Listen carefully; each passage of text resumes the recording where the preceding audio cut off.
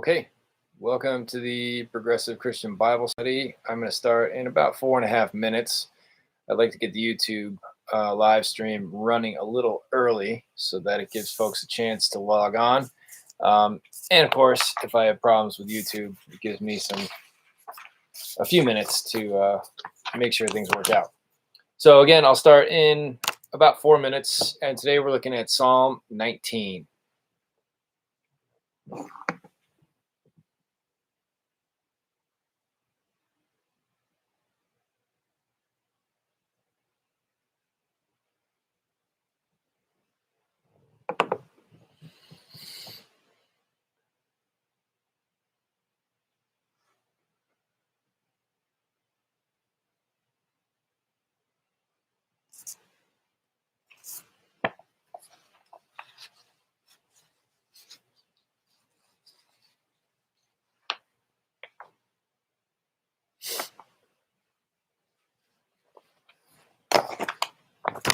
We'll start in about 3.5 minutes. I'm going to get a glass of water. I'll be right back.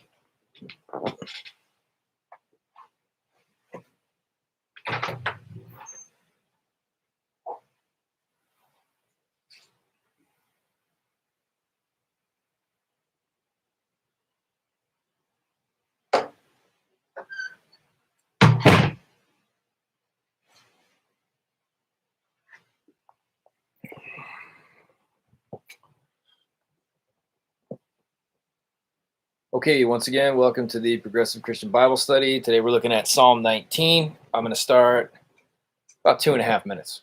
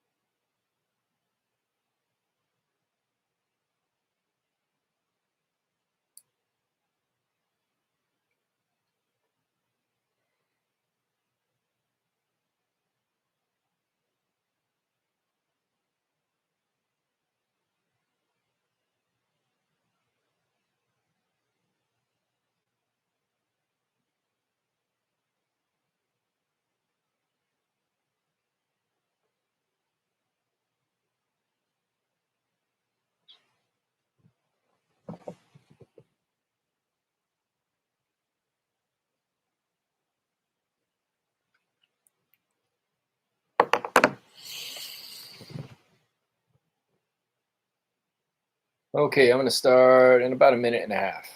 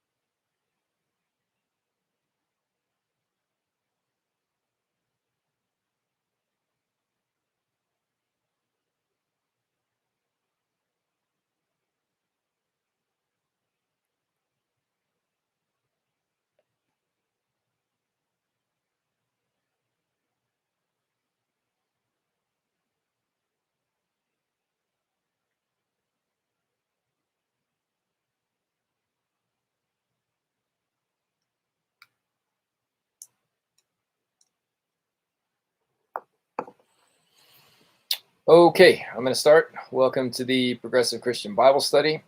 Today we're looking at Psalm 19, which is the psalm reading for the third Sunday in Lent in the B cycle of the lectionary.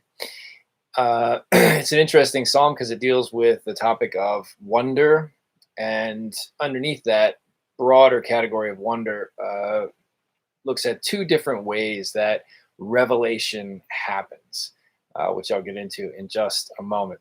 So let me start with the first of the three P's, prayer. And this is a prayer by Richard Rohr. Loving God, you fill all things with a fullness and hope that we can never comprehend. Thank you for leading us into a time where more of reality is being unveiled for us all to see. We pray that you will take away our natural temptation for cynicism, denial, fear, and despair. Help us to have the courage to awaken to greater truth, greater humility, and greater care for one another. May we place our hope in what matters and what lasts, trusting in your eternal presence and love. Knowing, good God, you are hearing us better than we are speaking, we offer these prayers in all the holy names of God. Amen. Okay, the second P is perspective, and I want to share a few excerpts from this book, Valerie Kaur's book, See No Stranger. This happens to be the book that we're reading as a group during Lent for our Lent program on Wednesday evenings. And what I want to read in here deals with the topic of wonder. And again, Psalm 19 deals with this topic as well. So here's what she says. Our minds are primed to see the world in terms of us and them. We can't help it. The moment we look upon another person's face, our minds discern in an instant whether or not they are one of us, part of our family or community or country, or one of them. Then she shares a story about a time when she was a little girl. One day in 8th grade, my best friend Lisa and I were working on our History Day projects in the library. I was researching the partition of India when Britain left India in 1947, created Pakistan, and Sikhs, Hindus, and Muslims became one another's enemies almost overnight. Lisa and I were passing notes to each other, giggling in our own bubble, when Lisa looked up suddenly and said, "Valerie, I can't wait until Judgment Day." There was beautiful anticipation in her eyes. Just think, it would only be you and me and all the good people. I realized that by good people, Lisa was talking about Christians. But Lisa knew everything about my family and me. She had heard all my stories. She knew that I was a Sikh. I was confused. "Where will everyone else go?" I asked. "Everyone who isn't Christian." She looked at me startled. "Well, you know, down there." It was too unpleasant to say out loud. That's when I realized that my best friend believed that I was going to hell. She just didn't know it yet. I had to be the one to break it to her. "Lisa, you know I'm not Christian, right?" She went pale. "But I thought Sikhism was a sect of Christianity." It's not," I said. And she goes on. Our friendship ended after that. We still exchanged many letters trying to persuade each other. She stressed that I needed to accept Christ to be saved, and I replied that I didn't need Jesus to be good, but our attempts always failed. As long as Lisa believed I was going to hell, she could not love me as before. Wonder is an admission that you don't know everything about another. Lisa had stopped wondering about me. She had decided that she knew my fate and had no more to learn. So she talks a little bit about a simple practice, as she calls it, that has helped her in her life. This is Valerie Kaur. I started a simple practice. As I move through my day and come across faces on the street or subway or on a screen, I say in my mind, sister, brother, sibling, aunt, uncle. I start to wonder about each of them as a person. When I do this, I am retraining my mind to see more and more kinds of people as part of us rather than them. I practice this with animals and parts of the earth too. I say in my mind, you are a part of me I do not yet know. I practice orienting to the world with wonder, preparing myself for the possibility of connection. We become what we practice, she writes. It is possible to train our eyes to see others differently. To see no stranger. Okay, so I'm going to return to a little bit of what she talks about towards the end today, because I like this idea of wonder, and I like how she makes it practical when dealing with other people. But this brings us to the scripture for today, the third of the three pieces of scripture. And we're going to continue on with this theme of wonder, because the psalmist in Psalm 19 begins with this sense of awe at the natural universe. Okay, so this is the entirety of Psalm 19, verses 1 through 14. Psalm 19. The heavens are telling the glory of God, and the firmament proclaims his handiwork. Day to day pours forth speech, and night to night declares knowledge. There is no speech, nor are there words. Their voice is not heard. Yet their voice goes out through all the earth, and their words to the end of the world. In the heavens he has set a tent for the sun, which comes out like a bridegroom from his wedding canopy, and like a strong man runs its course with joy. Its rising is from the end of the heavens, and its circuit to the end of them, and nothing is hid from its heat. The law of the Lord is perfect, reviving the soul. The decrees of the Lord are sure, making wise the simple. The precepts of the Lord are right, rejoicing the heart. The commandment of the Lord is clear, enlightening the eyes. The fear of the Lord is pure, enduring forever. The ordinances of the Lord are true and righteous altogether. More to be desired are they than gold, even much fine gold, sweeter also than honey and drippings of the honeycomb. Moreover, by them your servant is warned. In keeping them there is great reward. But who can detect their errors? Clear me from hidden faults. Keep back your servant also from the insolent. Do not let them have dominion over me. Then I shall be blameless and innocent of great transgression. Let the words of my mouth and the meditation of my heart be acceptable to you, O Lord, my rock and my redeemer. Okay, Psalm 19. First of all, I tried to read it there with a certain sense of rhythm to try to preserve what Hebrew poetry is intended to sound like. It has this rhythmic quality to it. And one of the features of Hebrew poetry, and I've said this before in these lessons, is a line is stated or recited or sung, and then the line right after it oftentimes repeats themes in that first line, but does it with different words. So the two lines go together. So you see, when I read it, there's a sense of rhythm to the poem. So let me just do it again, and starting in verse 7 here, and you hear the rhythm of it. The law of the Lord is perfect, reviving the soul. The decrees of the Lord are sure, making wise the simple. The precepts of the Lord are right, rejoicing the heart. You get the idea. So it's this rhythmic sense in the poetry. One line and then the second line repeats it, but does it with different words. Sometimes it can even introduce a different idea, but it's somewhat related to the theme. But you get the sense of the rhythm as you move through it. So Psalm 19, it's 14 verses, but it's split into two separate parts. So verses 1 through 6 deal with creation, and then verses 7 through 14 deal with law, and specifically the Jewish law. So this is the law that was revealed to Moses atop Mount Sinai, revealed to him by God. But both aspects, both parts, deal with a bigger category of revelation, and then both even deal with an even bigger category of wonder.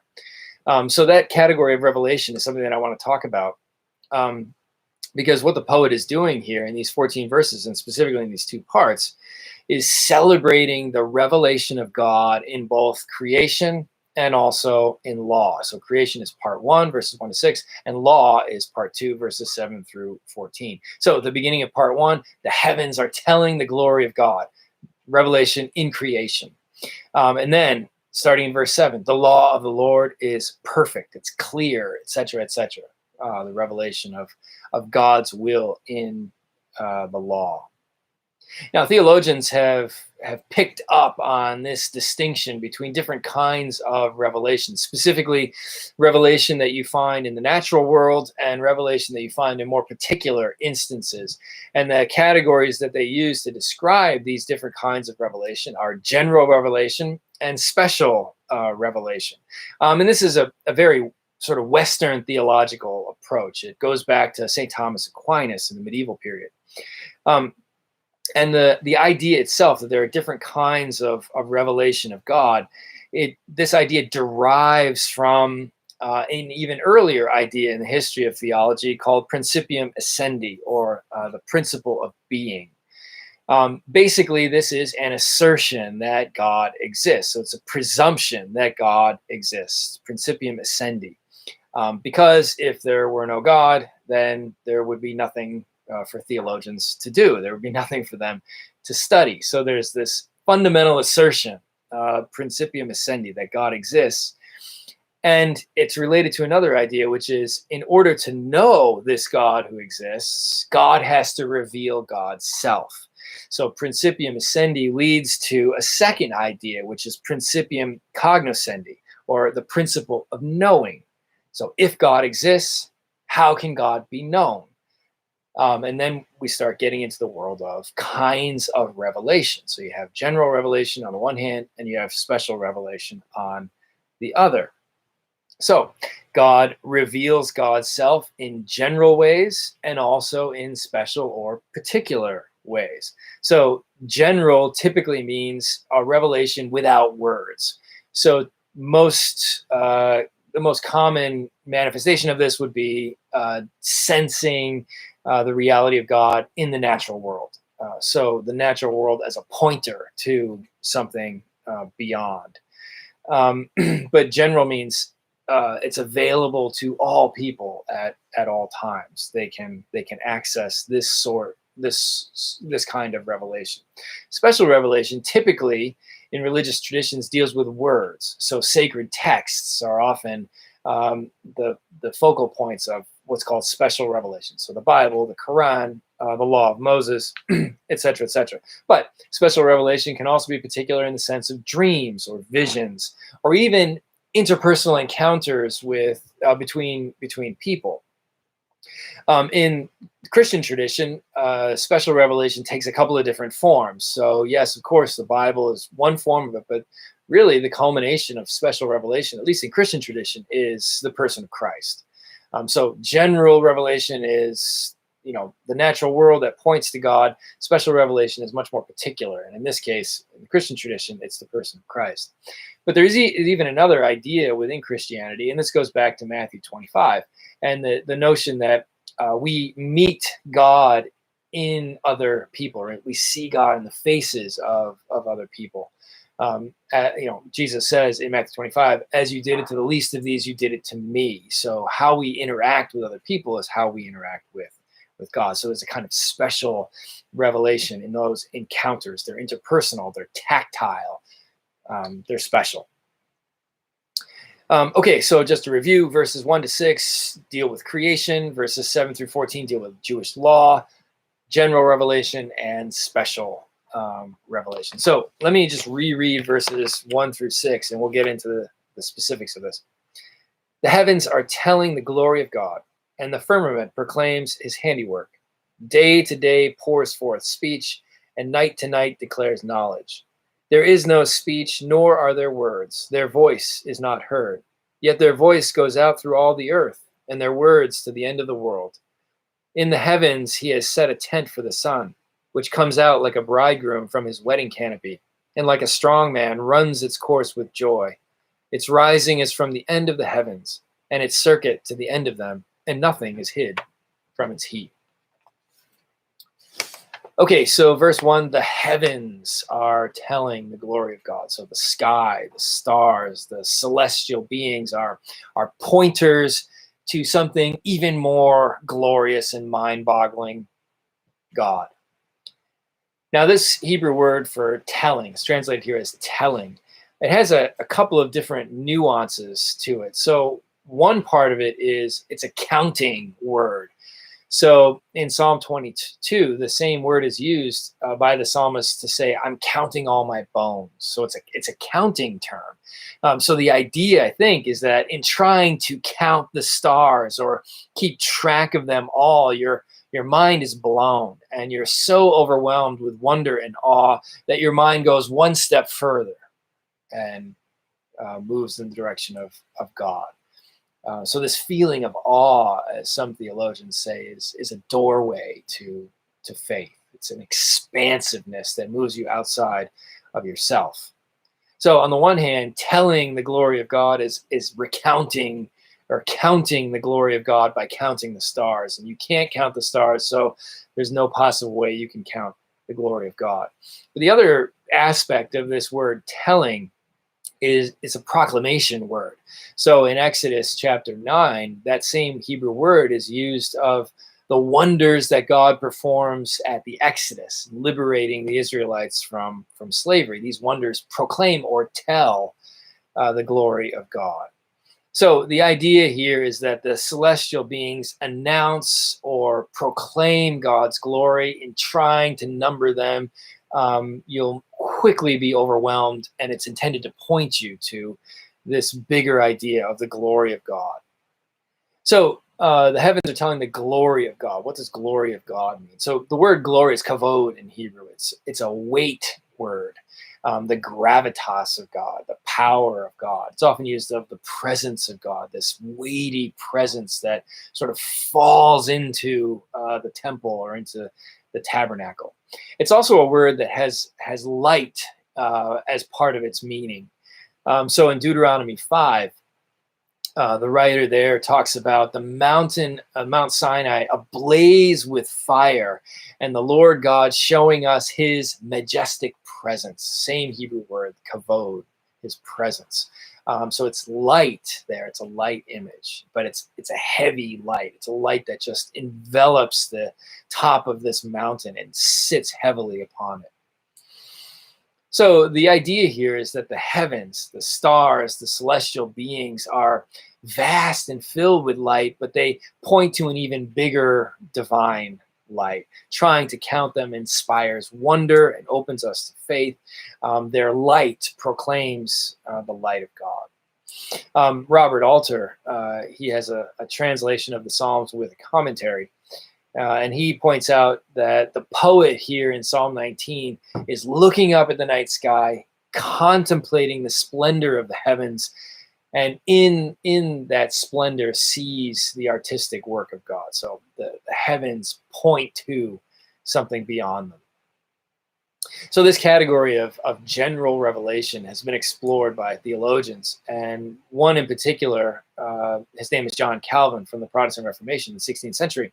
He wrote, "Wherever you cast your eyes, there is no spot in the universe wherein you cannot discern at least some sparks of God's glory." Wherever you cast your eyes, there's not a spot in the universe where you won't see God's glory. And then commenting specifically on Psalm 19, Calvin writes, "The heavens provide an attestation of divinity so apparent that it cannot escape the gaze of everyone." So the gaze of everyone, it's general revelation. It's available to all. It's not the particulars of a dream or a vision or an interpersonal encounter or a single sacred text. Special revelation. It's much more general than that. It's available to everyone. Everyone can be pointed to something beyond the stars in the sky. Richard Rohr once said that creation, the universe, the planets, the earth, creation is, he said, the first Bible, and it existed for 13.7 billion years before the second Bible was written. So general revelation preceded special revelation. Okay, the psalmist goes on, verse 2, "Day to day pours forth speech, and night to night declares knowledge." And then even further, "There is no speech, nor are there words. Their voice is not heard, yet their voice goes out through all the earth, and their words to the end of the world." So the psalmist here is moving from this expansive notion of looking up on a clear night and being overwhelmed by glory that points to an even bigger, heavier, weightier glory, but then moves from there in verse 2 down to the particulars of the daily cycle. So day to day pours forth speech, night to night declares knowledge. So by making that move from the celestial sphere to the daily cycle, I think the psalmist is trying to highlight yet another aspect of general or natural revelation, the daily cycle. So the ordinary cycle of day and night also, in the psalmist's mind, points to the handiwork or the glory of God.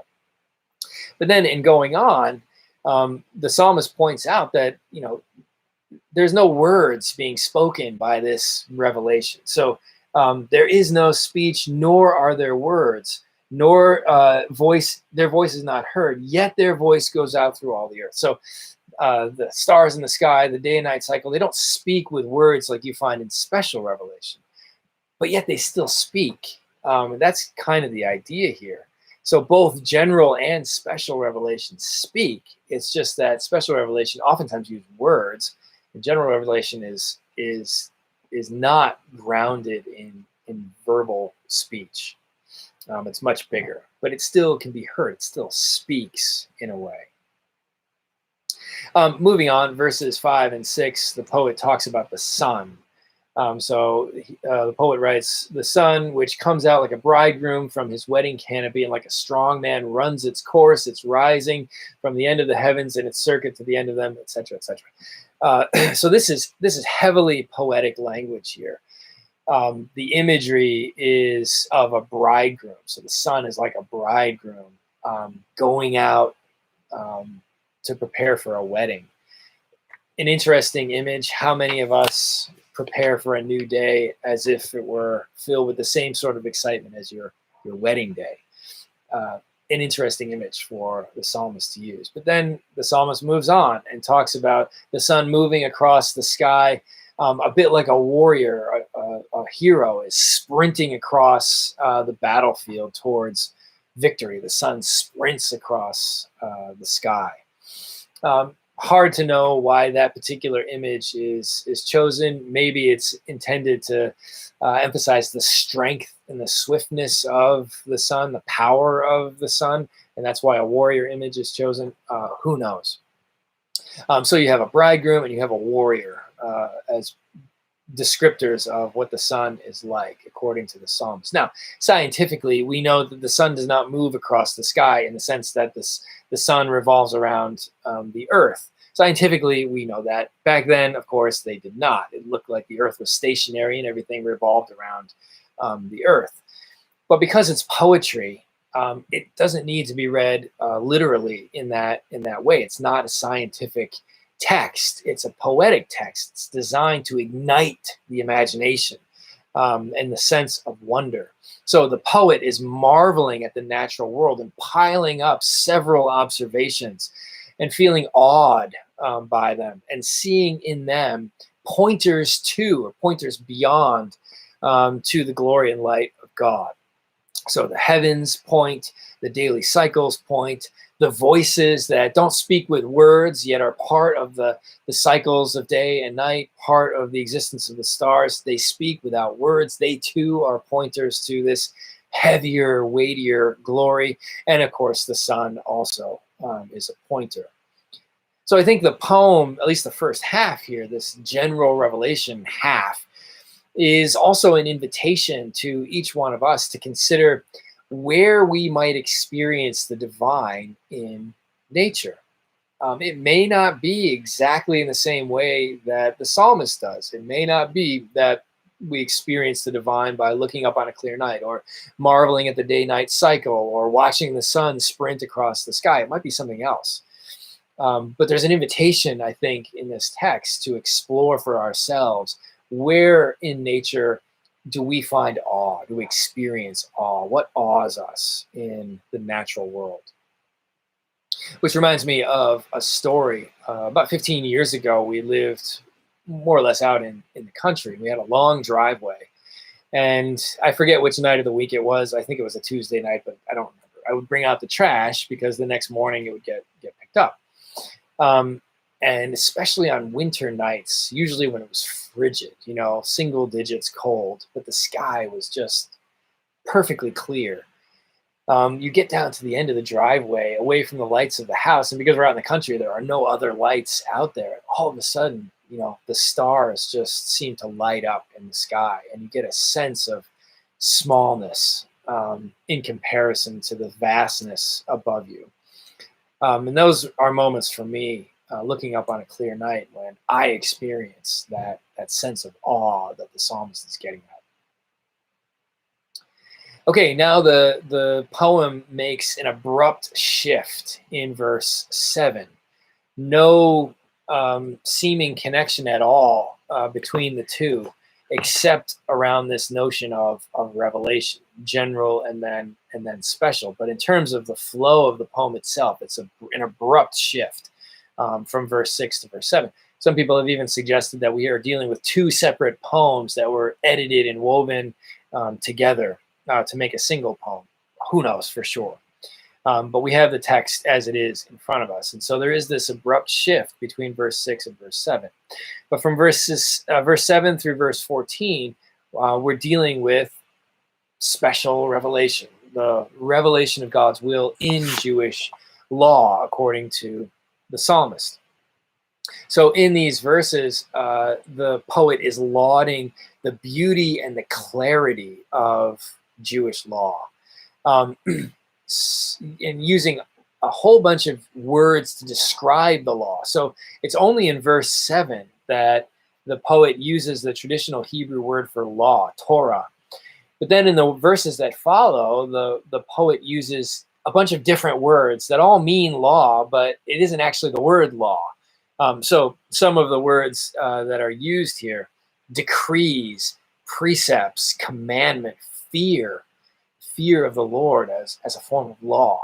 An interesting way to think about that. Ordinances. So a variety of words that all come under this umbrella term of law, just piling up words to describe the various nuances of Jewish law, but all come underneath this larger category of Torah in verse 7, law. And then in each one of these verses, the poet uses a different word for law, but then piles on a whole bunch of descriptive adjectives to explain what this law is. So the law is perfect. The law is sure or reliable. The law is right or just. It's clear, it's pure, it's true. A whole bunch of descriptors of the law. And then each one of these descriptors is paired with some benefit to the person who studies Jewish law. So the law is perfect, reviving the soul, refreshing one's life. The law is sure or reliable, making one wise. The law is right or just, bringing joy to the heart.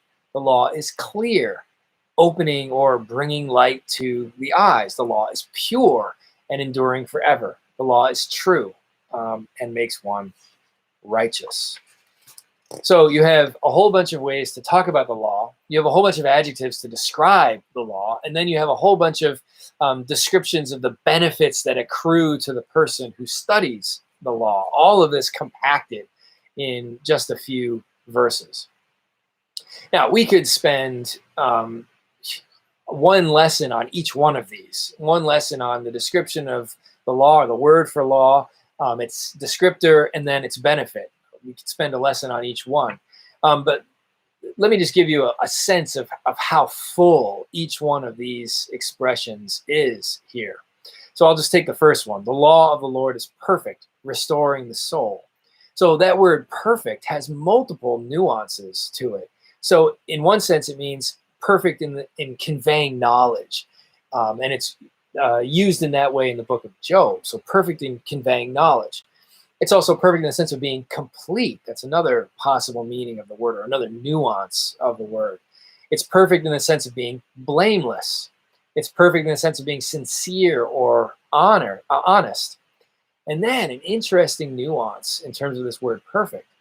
Perfect in the sense of free of blemish. Now, that's a sacrificial aspect of the word. So the word is used in the book of Exodus to describe the Passover lamb that is without blemish and is sacrificed to save the people as they're departing Egypt at the Exodus.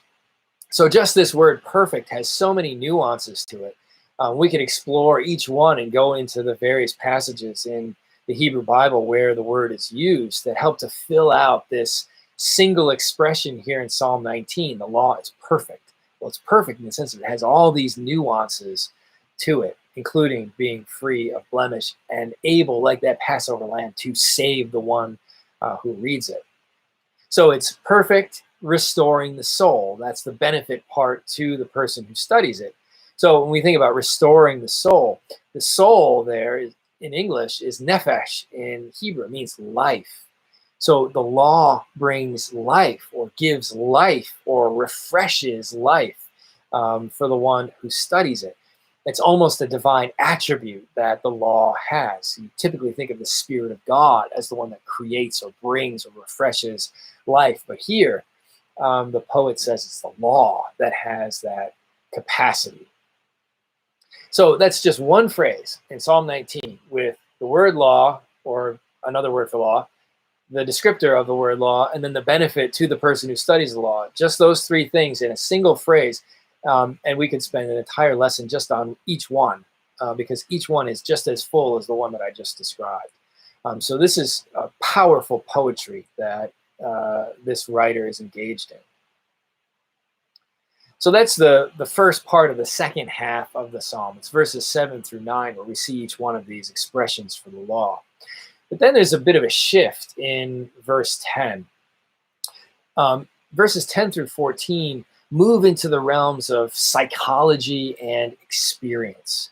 So verse 10, more to be desired are they, these precepts, these laws, than gold, even much fine gold, sweeter also than honey and drippings of the honeycomb. So the idea structurally in the psalm is, because of all of this, everything that I've just said, all of these ways that we talk about the law, all the beautiful aspects of it, all the benefits that accrue to the one who studies it, because of all of that, therefore, the law is more desirable than gold and sweeter than honey.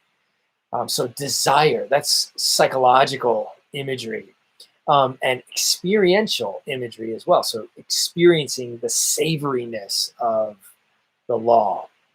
And the way the Hebrew grammar is used there, especially with respect to this reference to honey and the honeycomb, it's two different Hebrew words for the word honey.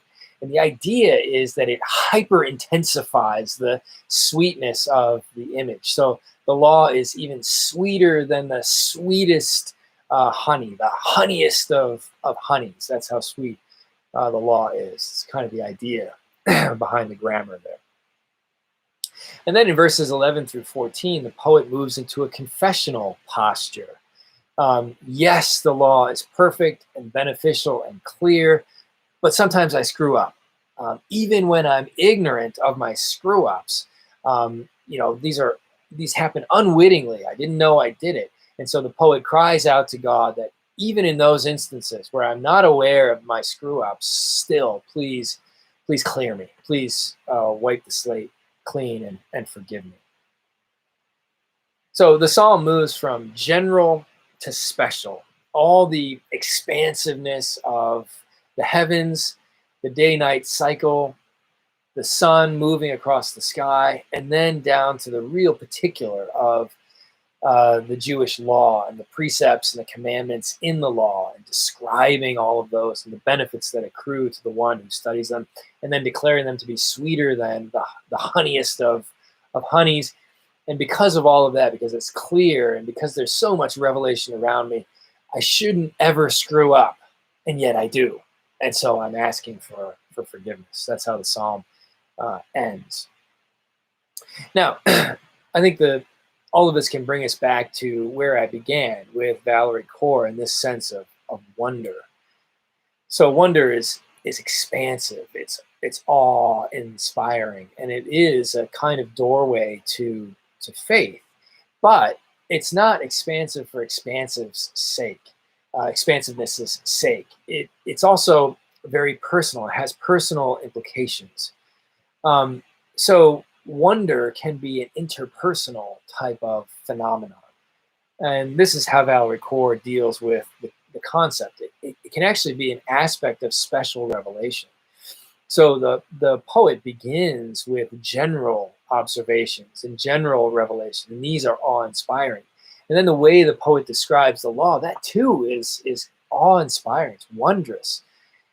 But the poet leaves open-ended what kind of special revelation might be a special revelation for you. He is writing, or she or they, writing within a specific tradition, the Jewish tradition. And for them, special revelation is Jewish law. But I could imagine, people in other faith traditions reading this exact psalm and following the exact structure. In fact, word for word the first 6 verses, saying, yes, I agree with that. That's all general revelation. That happens for everybody. And then doing something different with verses 7 through 14. Maybe a Muslim would talk about the Quran. A Christian would talk about Christ. And on it goes. Different kinds of special revelation. But the way Valerie Kaur talks about special revelation, this concept of wonder, it's very interpersonal. It's the wonder that we have about someone else. So it's in the interaction with another person that we encounter wonder, we experience wonder. So I wonder, what if we described the people that we meet, the people who are like us and the people who are different from us? What if we viewed those encounters as special revelation, and we describe those people with the same language that the poet uses to describe Jewish law and his or her or their understanding of special revelation? So if we saw our encounters with other human beings as a form of special revelation, consistent with Matthew 25, I wonder if we would be willing, even for people who are different, to describe them with the language that the poet uses of the Jewish law. So imagine the Biden supporter or the Trump supporter or the person of a different race or ethnicity, the queer person, the straight person, the trans person. Imagine that that person can revive the soul. They can make me wise. They can bring me joy. They can open my eyes, etc., etc. They are sweeter than the honeyest of honeys. Imagine describing every person we meet with that kind of language, thinking of them as God's special revelation to us. Okay. I'll save a minute or two here. If you have any questions or comments you want to put in the chat window, I'm happy to interact with them.